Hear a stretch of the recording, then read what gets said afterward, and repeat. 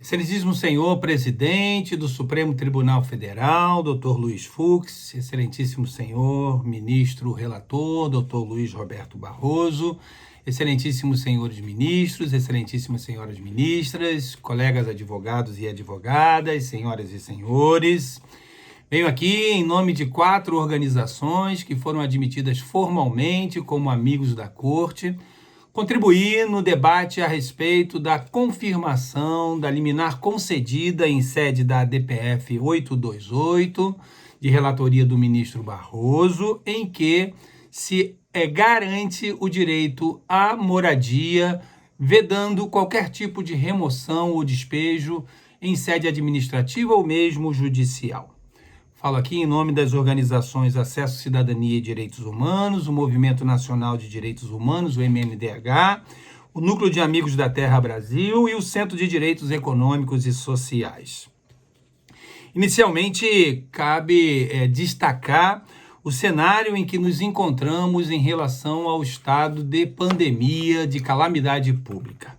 E aí, em sede de memoriais, disponibilizamos os gabinetes de Vossas Excelências alguns elementos e entre eles a seguinte afirmação: as mais de 400 mil mortes decorrentes do coronavírus marcam as entranhas da desigualdade histórica que produziu as cidades brasileiras. A necropolítica que conhecemos, entendida como poder sobre a vida e a morte das pessoas mais vulneráveis socioeconomicamente, parece ter encontrado comprovação cabalística na condução política da pandemia pelo Executivo Federal.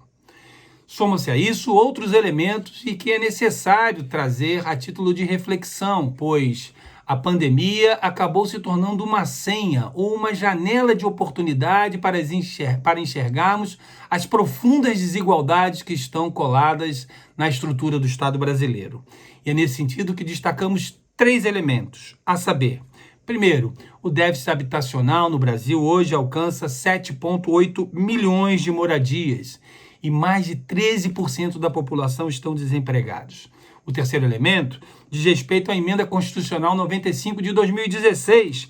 que retirou, a título de investimento do SUS, cerca de 22 bilhões de reais. Sabemos que tudo isso afeta diretamente a sociedade como um todo, mas, acima de tudo, os grupos em situação de vulnerabilidade econômica e social, aqueles que não detêm condições de se manter, são os mais afetados e atingidos, no qual, então, recebem desta Corte, nesse momento, a apreciação dessa DPF do 828, no que diz respeito aos despejos e remoções em sede administrativa e judicial de forma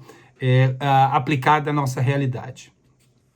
Gostaria de trazer também, a título de reflexão, adentrando ao campo internacional,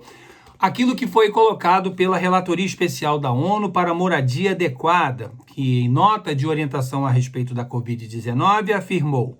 a habitação tornou-se a linha de frente da defesa contra o coronavírus e que a moradia raramente esteve tão vinculada ao direito à vida das pessoas como no momento atual. Mais do que isso, esta mesma nota técnica, esta mesma relatoria aponta: é necessário que os estados possam declarar o fim de todas as expulsões forçadas dos assentamentos e acampamentos informais, garantir que os recursos e meios necessários estejam disponíveis para implementar efetivamente essa determinação, incluindo recursos para monitorar e prevenir despejos extrajudiciais. Obviamente, quando tratamos do direito à moradia, sabemos que no arquétipo em relação à nossa Constituição Federal, se situa como um direito social. Em nível internacional, encontramos o posicionamento a respeito no Pacto de Direitos Sociais, Econômicos e Culturais. A sua exigibilidade, como muito bem disse a relatoria da ONU, se dá em relação aos princípios internacionais que vão a unir ou fundir intrinsecamente essas gerações de direitos humanos. E aí tratamos aqui da vida e da moradia, que em contexto de pandemia se colocam de forma indivisível, interdependente, intercomunicados para se garantir e assegurar o mínimo de sobrevivência, especialmente aqueles que se encontram num estado de maior vulnerabilidade. E é nessa perspectiva que também trazemos à luz da reflexão de vossas excelências e que foi colocado nos memoriais que foram apresentados em sede, em cada gabinete, a resolução 10 de 17 de outubro de 2018 do Conselho Nacional de Justiça, que adotando uma recomendação que foi dada pelo Conselho Nacional de Direitos Humanos, que, entre outras questões, assegurou que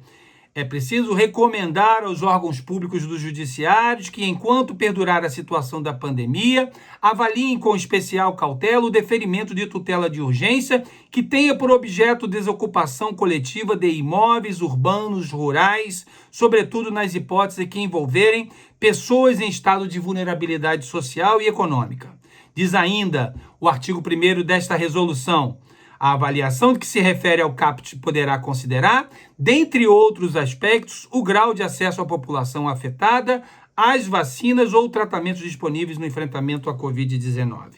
E é nesse sentido que trazemos a consideração de vossas excelências da necessidade preemente de se garantir não só a manutenção daqueles em situação de vulnerabilidade nos seus locais de moradia, nos seus assentamentos, num contexto extremamente desigual, aprofundado pela questão da Covid-19, confirmando a liminar que foi concedida pelo ministro Barroso, salvo melhor compreensão que seria ampliar o prazo estabelecido de 6 meses para, além disso, visto que o que se coloca hoje na conjuntura a título de enfrentamento da pandemia não é nada promissor e nos aponta um cenário, inclusive, em razão de uma terceira onda e que pode levar e trazer muito mais vítimas do que já chegamos até aqui. E é nesse sentido que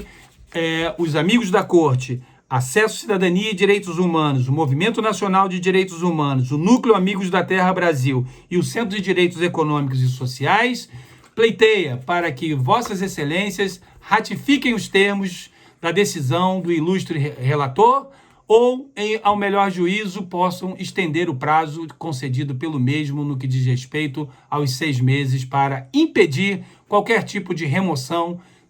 judicial ou administrativo ou mesmo despejo por conta da situação da pandemia da Covid-19. Muito obrigado.